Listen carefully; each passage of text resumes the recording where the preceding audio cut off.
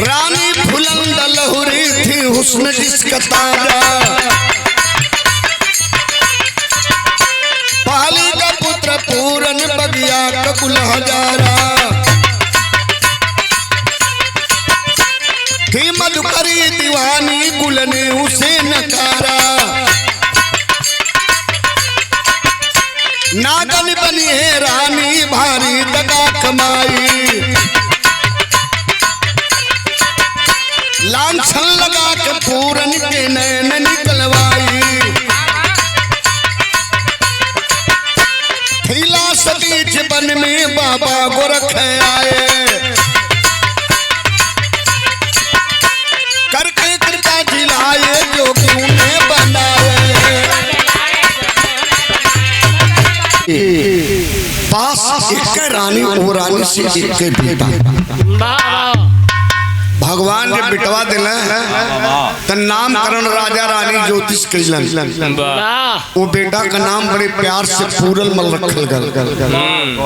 महल में खेलत खात पूरन मल जब 18 साल का भइला बाबू ने किया उठान, तब राजा की गलती कर दिया।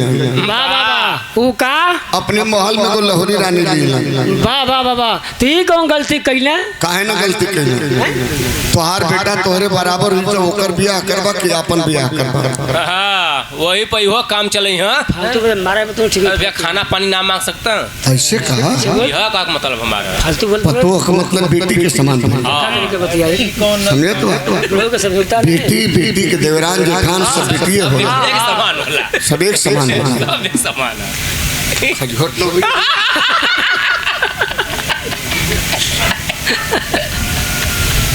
लहरी रानी महल में आई, बाबू नाम फुलंदा रहल, फूल के समान सुंदर रहल, अति सुंदर। वाह वाह, देखलक कि राज रियासत सब ठीक है, सब कुछ बढ़िया, लेकिन एक चीज ठीक नहीं है। अरे वाह, वो का रानी के चढ़ल जवानी और राजा का उल्हानी है नहीं ठीक रहल बाबू। वाह 16वां दिन जब भयल तो सेज नागिन बन के डसे लगल, महल माहूर लगे लगल। रनियावा मने मने सोचे लगल, ए रजवा के पास जब खरिये चुन्नी नहीं रहल तो सावर भैंस कह लिया के बांधते रस। खरी चुन्नी पर्दा में कथियों के समझे के कोशिश करा। अच्छा अच्छा, हमार मेहरारू हो चाहे तोहार मेहरारू हो चाहे सकल समाज के मेहरारू हो, कौनो मेहरारू ये मेहरारू एक ऐसा जीव है, इनके एक तरफ सोना चांदी का गहना लाद, लेकिन कुल माहूर माटी है पंचो। वो काहे? सवेरे का टाइम बा, कान पकड़ के कथी झूठ हम न बोला।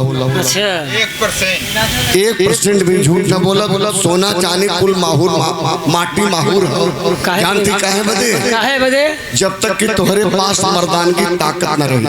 वाह वाह वाह, बाहरे मर्दानगी ताकत जाना ला, मर्द के मर्दानगी ताकत का होला?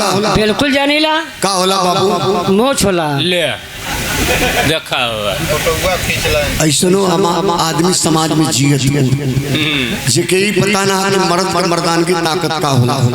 अरे मर्दवा, मोछ मर्द का शान होला, मोछ मर्द का पहचान शान होला। मर्दानगी ताकत का मतलब तोरे कमर में और जांग तम हो चाहिए, जोर हो चाहिए। वाह, मतलब रान मोट होए के चाहिए, बढ़िया रहे के चाहिए। हाथ होता है फ्रेश, हां से काम मोटे रान देख के घर में चाटे होगी ना। इनकर थोरो हुआ केकर हो?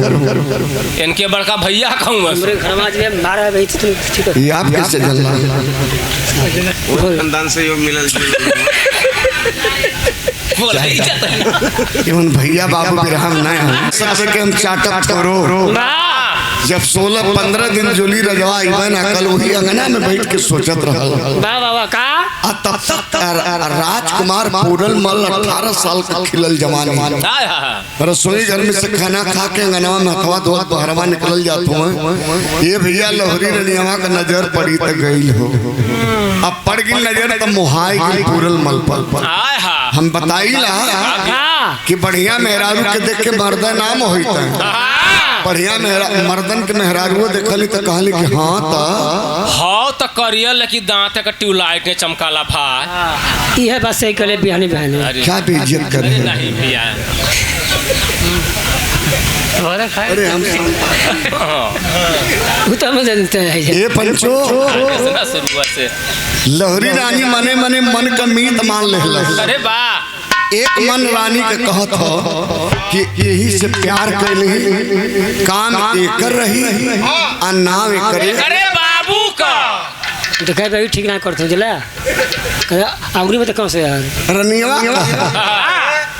रानी कह कि हमरे जमानी जोग हो इसे प्यार कर ली आ काम एकर रही आ नाम एकर। करे बाबू का लिखा था काम ठीक नहीं कहा अंगूरी दे बाबू कथों सुन तो हार बार पाई है अब हम पूछा तो हेबर उतरिए उतरा मत दिया। जबरिए मत खुदा। मनसे हर इंसान के दो दिल होला बाबूजी। एक मन कही कि चोरी करी, दूसर का मन कही कि पकड़ा जाता जेल हो जा मरा जाए। दूसर का दिल कलश की नहीं जाए जायदा राजा का बेटा है तो हमारे ने बेटा है, हाँ तब का हमार धर्म का बेटा है। इससे सादा दिन मेरा न जाना ठीक हो तो कैसे बोरा जाना सादा आदमी ठेकवा के लिए नहीं बोल नहीं। जब एक दूसरे मार दिया तब बोल अच्छा हाँ तब तक कुर्सी पूरलमल तो निकल गए। दासी से खबर देती कि जाके राजकुमार पूरलमल से कह देना आज रात के 12 बजे कटार फीता लेकर के आएंगे, सच सवर कराएंगे, मैं उनका इंतजार करूंगी। गई बे दासी कहले बे बाबू रात की घड़ी 12 बजोले बे पूरलमल कटार फीता लेकर राजसी पोशाक में आके लहुरी रानी का दरवाजा खटखटाने लगे। माँ माँ माँ माँ दरवाजा खोलो माँ, क्या आदेश है माँ? मैं आ गया माँ, आ गया। इतना जब सुन ले बाबू तो लहुरी रनियावा हो नगर पूरा सोत रहा, महल में सोए पड़ल डाक जाए के दरवाजा खोल ले। पूरलमल के जब करीब से देख ले तो करे बदन में मदन का बाण बेधे लगा। मदन का बाल काम वासना अरे वाह, ई का होला पीछे के पोछी में, पीछे नागिन के मुहे में, आगे बिरहिन के हर अंग में, बीच में, अंग अंग में विष होला। हम बताइए बाबू चाकू के एक तरफ धार होला, ब्लेड के दो तरफ धार होला, अकारी के 3 तरफ धार होला, नारी के चारों तरफ धार होला। इनकी हर अदा जान लेवा।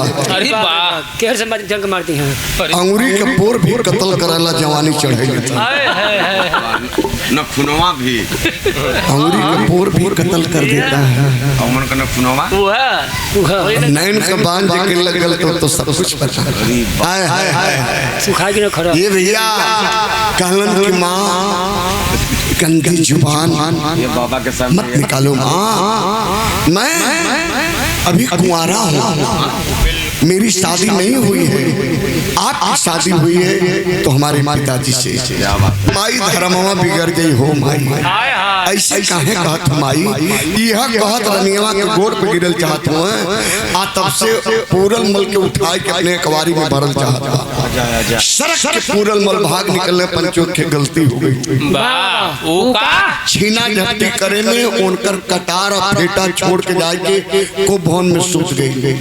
राजा संगपति को सुबह पता चला कि मेरी लहुरी रानी को भवन में सोई है। जाके लगले मनावे, कला रे रानी हो रानी, ये हमार रानी। जब ये हर्ष मनाओ तो भक्त से ये हर घूम जाए, ये हर्ष मनाओ तो भक्त से हर घूम जाए। एक बेर कटहिया बिल्ली ने भोकला, मत छूना मेरी बदन को। राजा कला अरे न छुई न टोई, तब गए आलू फोटो खिंचवा का करे आलो। रनिया कला हमार बिया अपने बंद कइलवा के अपने पेट में बंद कइलवा। तार बेटावा साड़ भइल, रात के आके हमरे इज्जत को लूटल चला, कैसो बचले नहीं पानी पानी। अरे बाबा तिरिया चरित्रम दैयो ना, इनसे भगवान नहीं पार पानो हो पंचो, हम तो आदमी है। सही बात है भैया। टूटे गठिया लिया लोगों ने हमार बात हमार बात फूटे गठिया लिया जब बाबू। यही नारी है। इनके चरित्र को ब्रह्मा विष्णु नहीं जान पाए, जो धरती पे देव रूप में भगवान का अवतार पाए वो भी नहीं जान पाए।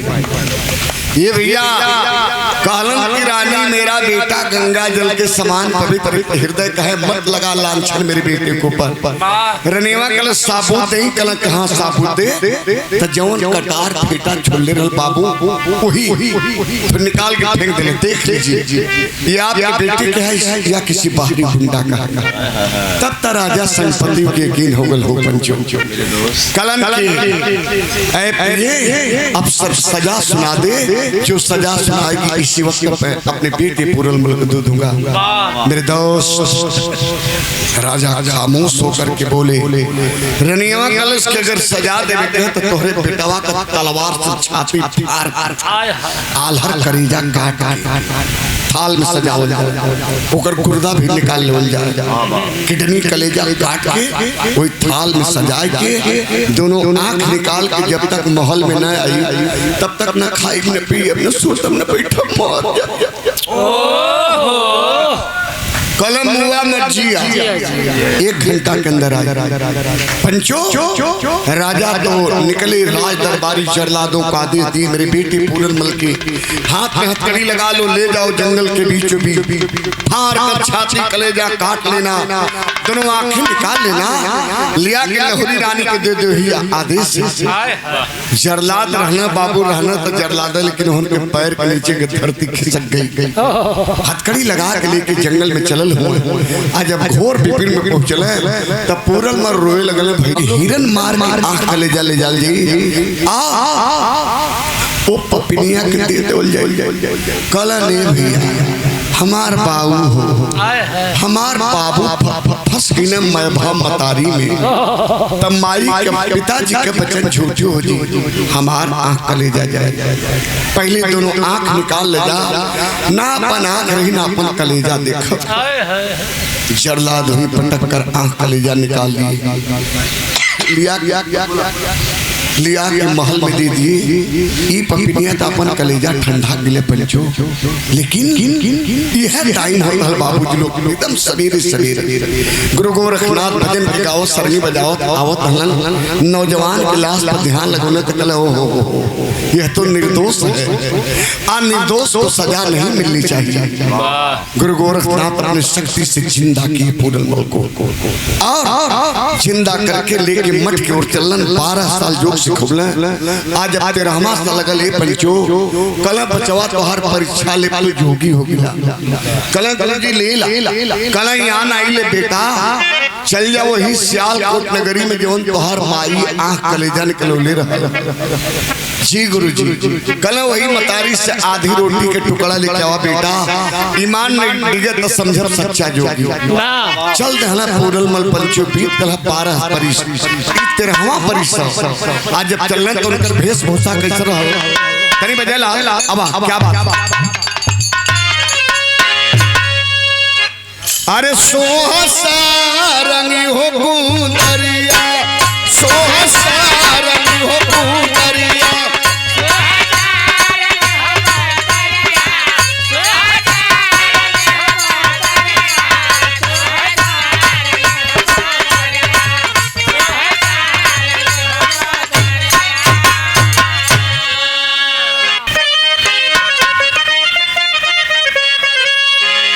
अरे जोगिया के अखिया पाया मावा के फरिया कलवा गुलाबवा के फूल हाय हाय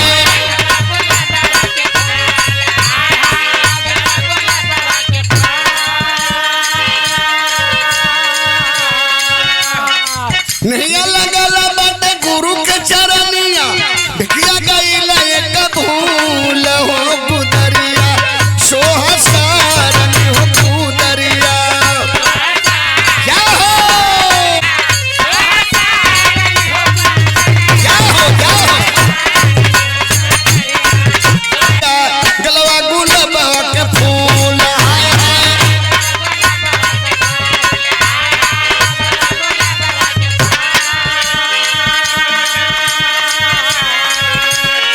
नहीं लगाला बाटे गुरु के चरनिया देखिए गईले एक फूल हो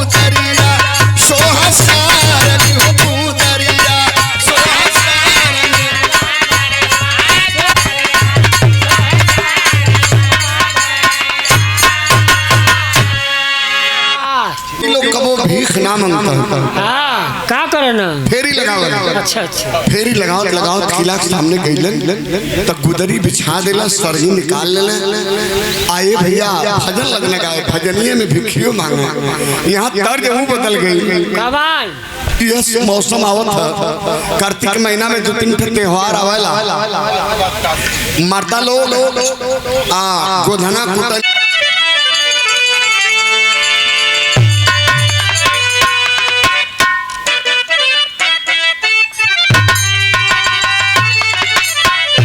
लगल पिड़िया आर छोड़वा ना पवाली की आई गई तीनों देवता दुआरिया पर आई गई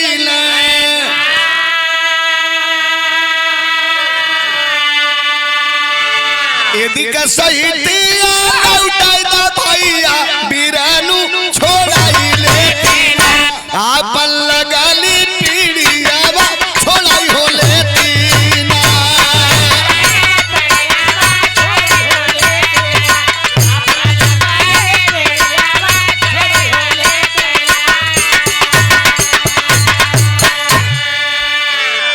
पर तोर माई गई पटना करी कोनो पटना ऐसे ही हंस बस भिड़ाई तो देखली मोती झील पर वाह यही मंचवा पे भेल है चला गीतिया गा दिली पूरा भिड़ा देला का गीतिया भैया गीतिया भिड़ा रतिया मुंह कैसे बाबू उखिया में खेलालू हरियाई में खेलालू भूलाई ए गोरी भूलाई यही करियावा के सुखिया भूलाई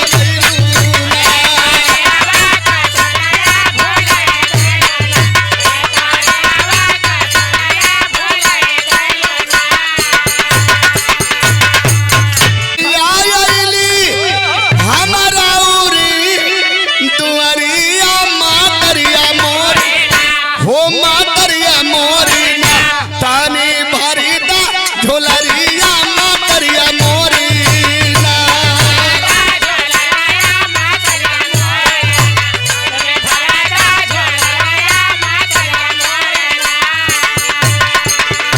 अब फिर बजाऊना का गुना मन्ना सुतल बाटू जागल बाटू मोरा सुनीला पुकरिया मातरिया मोरी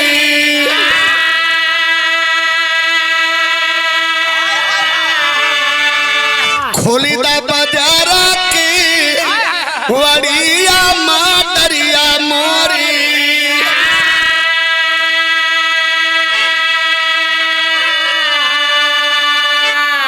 खोला हनर बजर केवारी हो माई हाय हाय ई अवजिया लहरी रनियावा जब तीसरे मंजिला पे सुतल ओकरे कान में पड़ल तड़ाक से उठ के बेड पर बैठ गई बगलिए में दासी सुतल बा दासी के जगावे लगल हरे दासी हरे खन गिनिया अरे तोरे कोनो कतरी लाज नहीं बाड़ी चेचा बाई के सुतल बाली बेलची तनी जैती देखती गलिया में कौन त बाबा गावत बाबा ल मनवे मोह ले ले रे ऐसा भजन सरगी कबो ना सुन लेली तनी बाबा के बुला लियो तू सुतल बालू चेचा बाई के तोहरे कोनो कतरी लाज नहीं बा जेवाई कटनो मुट कटनो मेहरान का गाड़ी काट के लिए सुरागल मोहम्मद जी इंजीनियर रे कल बाबा हे बाबा कहाँ सही बला कहाँ जइबा बाबा बड़ा नीक गौला बड़ा नीक बजौला बाबा पूरन मल कल माँ अरे रमता जोगी बहता पानी कहीं साया कहीं चला जाऊंगा कल ना बाबा चला रात दरबार में तो के रानी साहिबा बुलौली है पूरन मल कल के कंवर रानी बुलौली है माई लहुरी रानी की जिठरी रानी दसियावा का लगन जानी हो का बाबा। अरे भीतर से हम आओ की लहरी जेठरी कृष्ण हम जानत हई ई बाबा कैसे जान गिला कल नहीं बाबा लहरी रानी बोलौली है पूरन मल कल ओ मतलब रानी फुलंदा बोलौली हां दसियावा कल आय हो मोरी बहिनी। अरे त बाबा नमो जानत बा नमो एक मतलब ढेर पहुंचल हो। हां बाबा रानी फुलंदा बोलौली है संहार के सनगी रखल है मने सोचे लगल कि जवन माई अखिया कले जवान निकलवा लेनी जवने माई से आधी रोटी के टुकड़ावा ले पा उहे माई बोलाए लेली चाहे कहीं दरबार में बैठले पंचो राजा रानी सिंहासन पहले खचा खच दरबार भर गल ई देखे बदे कि नए उम्र का बाबा हूँ जौन काचे उम्र में जोक सिखा दे खड़ा हो गए पूरन मल में पैर पर कल हे माता हमें कुछ कहला मेरे गुरु जी के मत कहा माई चूंकि गुरु गोविंद दो खड़े काके लागू पाए बलिहारी गुरु आपके गोविंद दियो बता हमारे गुरु जी तो भगवान से बढ़ के माई हमारे गुरु जी के कुछ मत कहा कल बाबा का लेबा कहला कि माई तोहरे हाथ से आधी रोटी ले भी है गुरु का आदेश से कल रोटी न दे रोटी तो न दे लेकिन तोहार झोली मोती से भर दे मोती हीरा जवाहरात से झोली भर दे। एक बात कौन बात पर बेटा आओ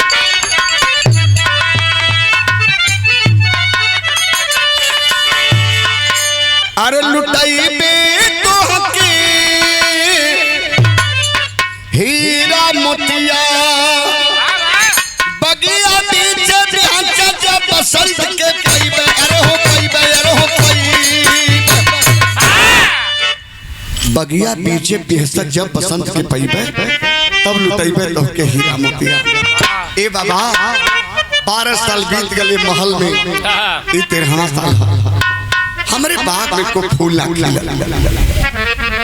चेहरा पर मुस्कान है अंदर से कलेजा फटत रहल हौ बड़का बाबू बैठल हो चाचा हो भैया हो सब हो हमार बाबू भी हमके ना पहचानत हो बिरहा में गाइन छठ माई के गीत लगल बेटा कौन गीत बा आई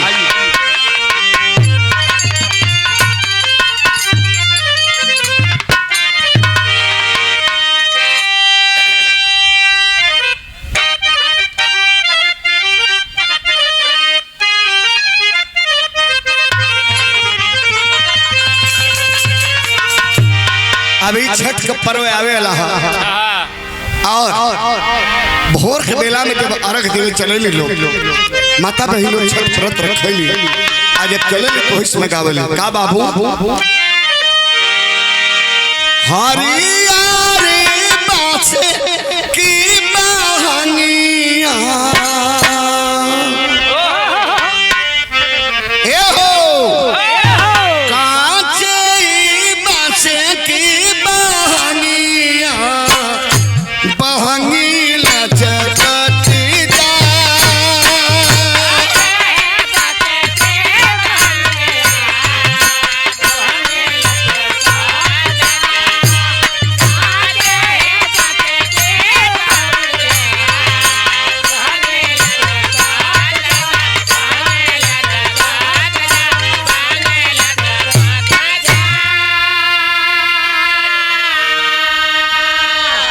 लेकिन आज पूरन मल में कोई पहचानत नहीं तब कभी लिखत हो का लिखता है ना बाबू मने का सोचत हो मुस्काने मोहलाया धारावा ए हो मुस्काने मोहलाया धारावा कोई से चिन्हा लो ना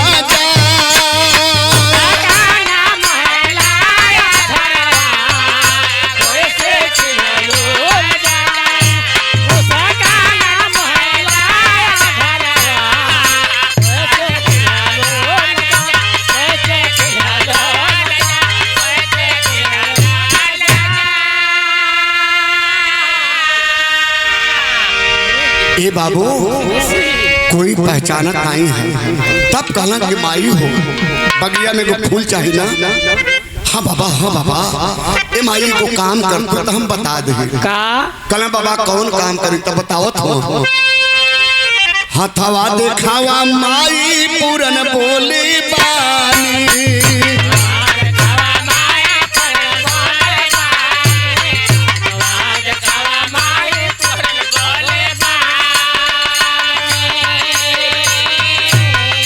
लिखाला विधाता नहीं एक निशानी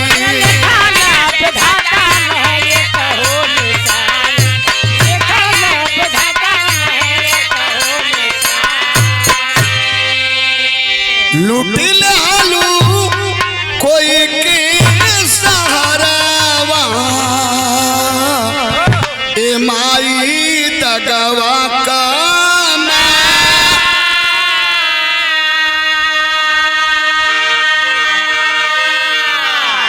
यही मंच पर से सिंहासन पर से हिरनिया फान गई कूद गई बाबा हथवा देखबा ए बाबा ला ला ला ला ला बाबा ला ना ला ना ला ना ला ना आगे कैलस यह अंगुरिये पकड़ ले डांटा मोन तोरे हथवा करे खबा में लिखल है कि कोनो राजा घरा भरा पाग रहलो ही पाग में आग लगा देलू कौनो राजा के बुढ़ौती के ठेगुनी रहल माई ठेगुनिए काट देलू तई लकड़िए कटगिल विधाना का विधान बदल गल कल सुना खोल कर बताइए कि 12 बरिस बीत गल ई 13वां बरिस का हो गया कमरे गर्भ से कोई बेटी बेटा कोई संतान औलाद नहीं हुई यह दरबार सुन रहा बताइए आप तो कलम आई हो तोरे हथवा करे खवा हमसे कुछ कहत कल का कहत बा तो बतावे लगा धुन से बढ़िया गाना का भाव हो का कहे मास्टर आई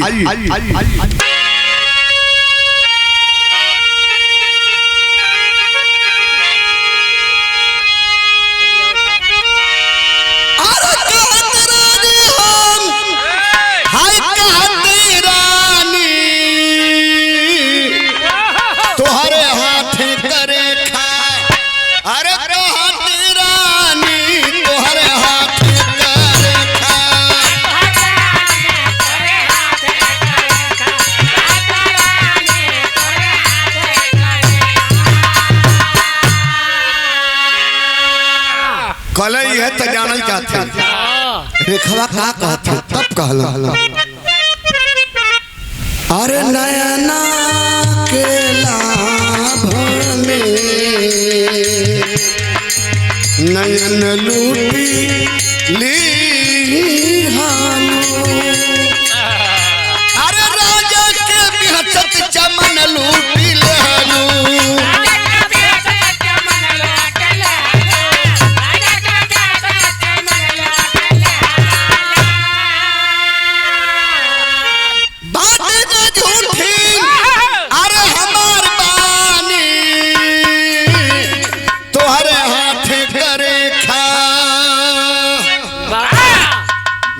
के लाभ में नैन लूट लेलू राजा के बेहसत चमट लूट लेलू बाटी ने झूठी हमार बानी रनिया गलत पिंगल मत पढ़ा बड़का ललगड़िया बाबा भइल वाला एक भोरहरिया साई के पिंगल पढ़त हुआ खोल कर बताइए साफ साफ तब कहलन के माई तोहरे कहले ना तोहरे कहले ना बताई हां सरकार बैठल हुआ सरकार का आदेश सुन हम खोल के बता दे तब राजा सिंहपति कहे बताओ बाबा क्या वजह है लहुरी रानी के गर्भ से कोई औलाद कोई बेटी बेटा नहीं हुई फाटे लगल कलेजा हो बाबू बारे हमार बाबू हमहू तोहार औलादे रहली लेकिन यही रानी के कहले पर हमारा कलेजा निकलवा लेला बाबू आज एक औलाद में तरसत हुआ मने मने सोचत हलन कलन है राजा क्या जानना चाहते हो तुम्हारी रानी के गर्भ से कोई औलाद नहीं हुआ कलन सुनो न हुआ न होंगे क्यों न हुआ न होंगे कल क्यों कल तुम्हारी लहुरी रानी हत्यारी ढेर पापी कल वो कैसे कल यह बता दे तक करेजा फाड़ दी बाबू कान का पर्दा फर्जी बर्दाश्त नहीं कर पाओगे। काना राजा कलेजा फटे के कान का पर्दा फटे भरे दरबार में जब कह दिए तो सिद्ध करना होगा ये हमारी रानी कैसे हत्यारी ने कैसे पापी ने। कला का बताई हो राजा, अरे बतिया बताव छतिया फाटैले हो राजा, बतिया बताव छतिया फाटैले हो बाबू। आज का बात नहीं है पूरल मल राजा, आज की बात नहीं है। आज के 12 बरिस पहले कोनो राजा के दो बेटा रहना, वही बेटवा से तोहार लहुरी रानी नैन चार करे लगे। वो बचवा इनकार कर गई तो जानते हो अंजाम क्या हुआ? क्या हुआ बाबा? दोनों किए निकाल गए। इतने ना छाती से छाती मिलावल चल हो राजा। ई लहुरी रनियवा तो वो बचवा इनकार के गिला, छाती से छाती ना मिलौल तो उसका हस और अंजाम जानते हो क्या हुआ? क्या हुआ बाबा? छाती फाड़ दी। छाती से छाती नहीं मिलाया तो छाती तलवार से फाड़ की आलहर करेजा किडनी गुर्दा निकाल आया कलेजा थाल में सजाए के ही महल में चल गल रहल राजकुमार। लेकिन गजभर कफन मवस्तर ना भल बाबू, नंगी लाश जंगल में फेंक गई। रहल राजकुमार गजभर कफन मवस्तर ना भल। इतना कहत न बाबू पूरल मल जोगी के भेष बनल हो भैया। उनका रखिया सावन भादो के धार में हर हर हर बरसे लगल। पूरा दरबारी रोए लगल एक चीज बतियामा कि जौनी बाबा बतावत हो ये पूरल मल के बात, पूरल मल के बात, पूरल मल के बात। आ राजा, अरे बाबू राजा कि कलेजा में जब बात घुसल तो हम बताइला कि बड़े बड़े औलाद का दर्द, बड़े बड़े औलाद के पानी पानी कह देला। आज राजा के दिमाग में आल के हमारे बचवा मेरे दोस्त रहना ई पपिनिया काम वासना के चक्कर में हमारे बेटा का आँख कलेजा निकलवा ले। तब तक बाबूजी रनियमा टाक के जाए के पूरल मल के पास खड़ा हो गए।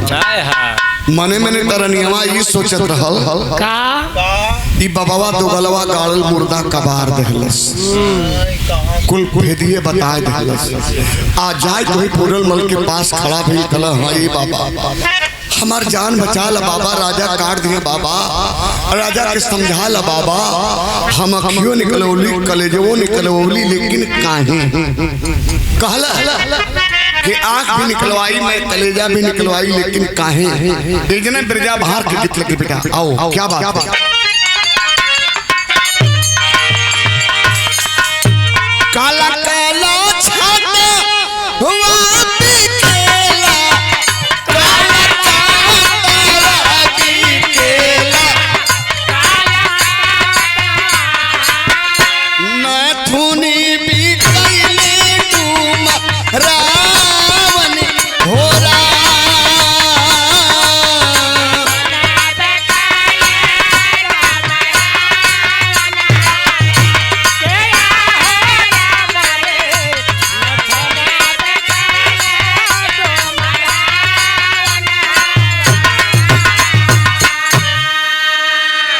याद रहे बाबूजी लोग, राजा भरथरी जब जोगी भरथरी हो गए ता जोगिया वेशभूषा में अपने रानी श्याम देवी के पास गए धारा नगरी उज्जैन में।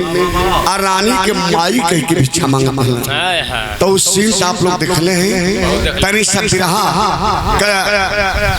यथार्थ देखे कितना बढ़िया है।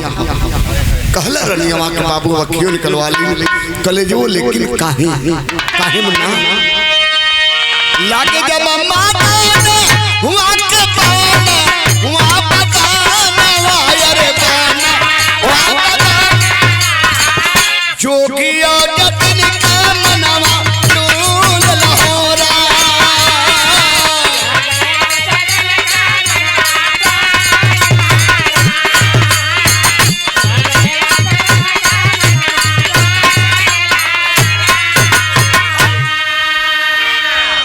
बाबा हमसे गलती हो गई, बाबा हमसे गलती हो गई, हमके क्षमा कर दा बाबा, हमके क्षमा कर दा। तब तक तलवार खींच के राजा गुस्सा में लाल, औलाद का दर्द बड़े बड़े औलाद के पानी पानी कह दिला। जब ही खींच के तलवार मारना हमक के एक के वार में हराम जादी के गर्दन काट के धड़ से अलग कर दी। तब से पूरनमल तलवार की धार पकड़ लिए। ऊपर तलवार पूरनमल के हाथ है, माँ का नीचे सर है, और कहे कि राजा माँ की हत्या करने क्यों जा रहे हो? कल बाबा छोड़ दा तलवार, पत्नियां हमरे बेटवा का आंख कलेजा निकलो उलस। कल आपके बेटे के मैं बात नहीं बता।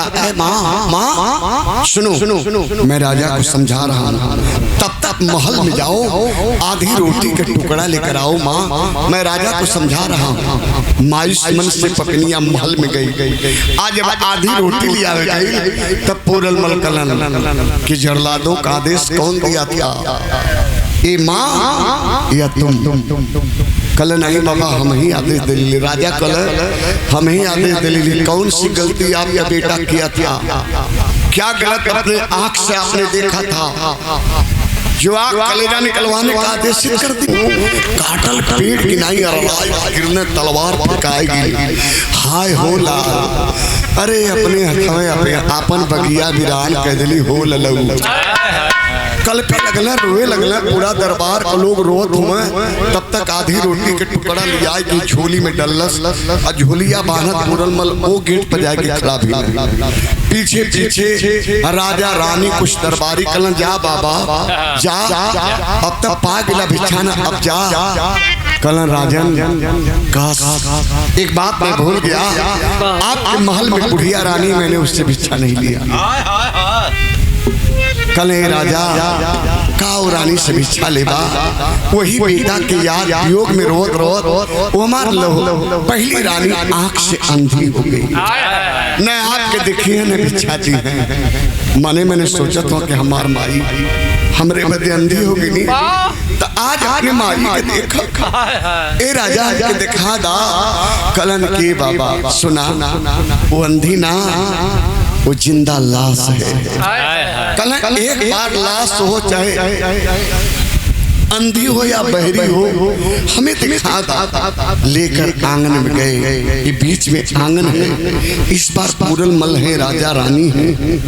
उस पार बरामदे में किनारे फटही लुगरी में बाल बिखरे पूरनमल की अंधी माँ रोत रोत आंखें के आंसू झुराएगी। राजा दिखा रहे कि बाबा वो देखो, वही मेरी पहली रानी है। पूरनमल कलन का इससे बढ़िया इस महल की नौकरानी होगी, चाहे कौआ हकनी होगी। अब उसे रानी बता रहा। सोचे लगना हमारे मतारी का समय दिन खराब होगा। ये पार से आवाज दिलन की माँ भिक्षा दे दे रे माँ, कोई जोगी आया है रे माँ। भैया हो बाबू हो, माई के अखिया से ना लोकतल बाबू, लेकिन वो अनहरी मतारी के कान में जब अपनी हेरायल हीरा का आवाज पड़ल तो अनहरी माई सोचे लगे का सोचनी पंचू तनी गौर करी। हमारे बिरहा 3 मिनट और 3 मिनट में मेन क्लाइमेक्स में हो का सोचते बाबू? आवा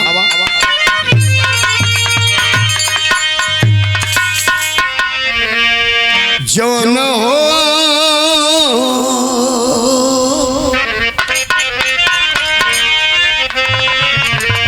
जौन हो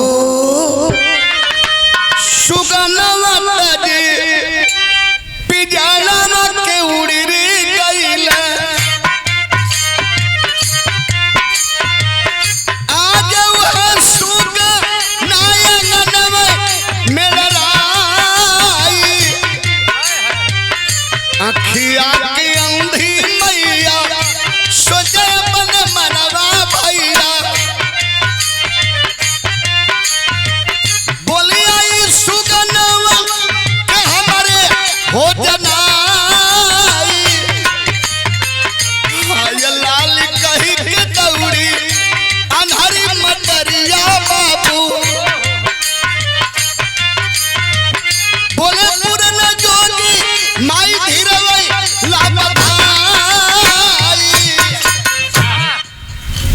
आए हो लाल।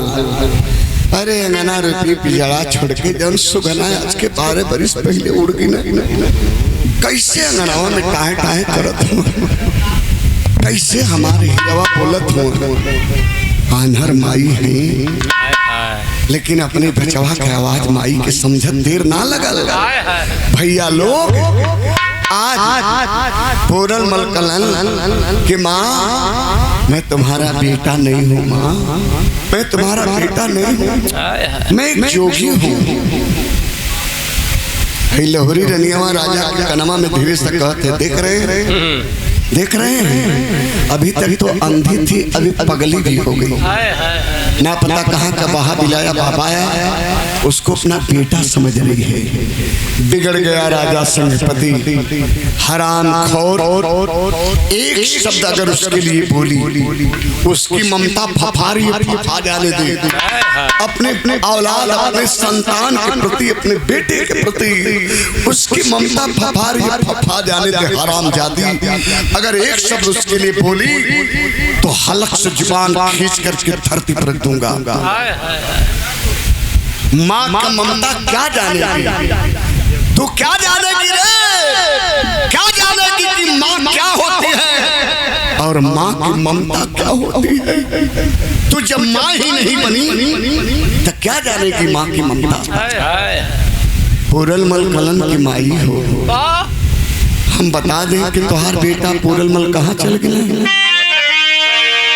पूरना ललनवा तोहारो छोड़ के जहनवा गइले, हम बानी जोगी माई भिखियाई दा चुकाई। माई हो हम जोगी माई, हमके भिक्षा देता, हमके भिक्षा देता माँ, मैं आपका बेटा नहीं हूँ।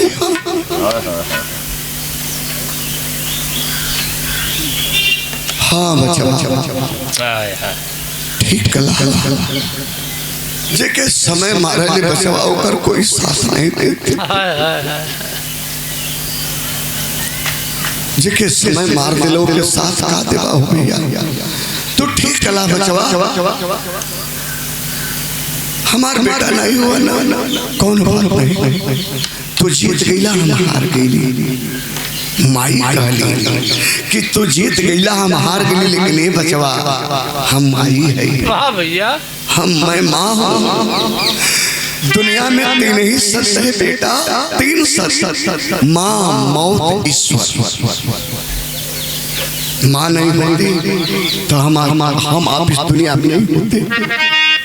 मौत कभी हारती नहीं, मौत महबूबा होती है, एक दिन आती है और हमें आपको लेकर जाती है।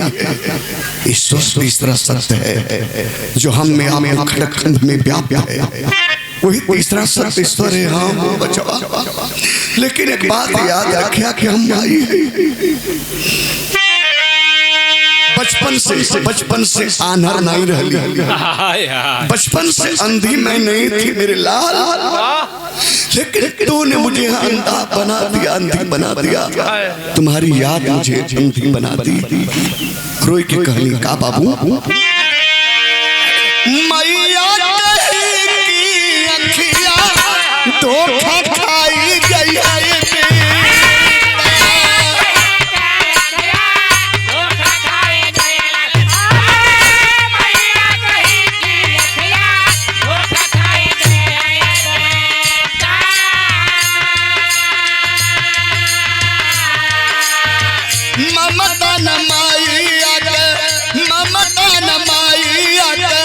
धोखा कब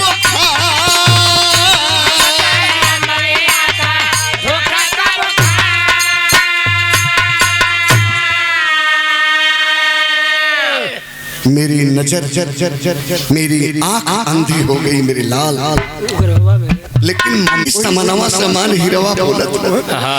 पकड़ ले ही नहीं तो फिर उड़ जाई तो सुगनवा धैले न धराई।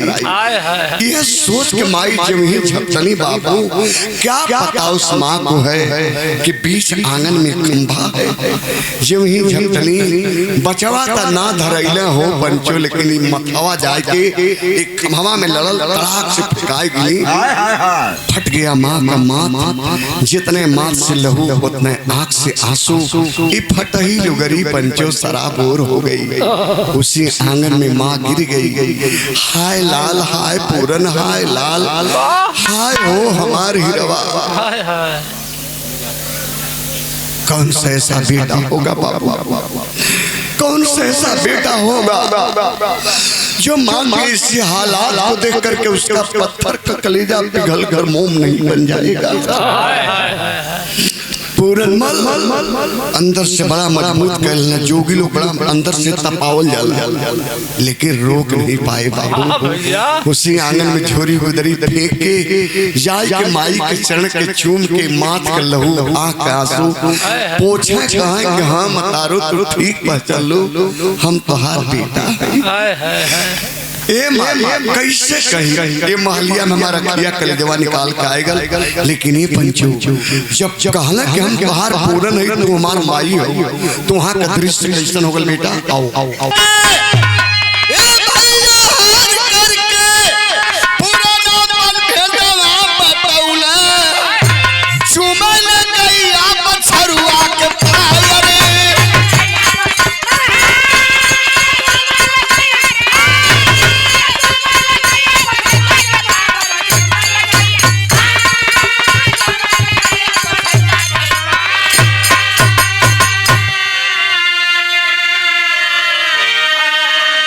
हार करके पोना नापन भेदवा बतौला चोमा जस गैया बछरुआ के पाए। दिन भर का छूटल गैया मैया जैसे चाटे वैसे ही माई पकड़ के चाटे चुमे लगनी। जब माई कहाँ थी चेहरा पकड़ तो दाढ़ी बांटवाया। कल बचवा हो जौने चेहरवा पर दूध घी के लिए हमार लाल ऊपर दाढ़ी बांटवा था, अखिए नहीं ने भर नजर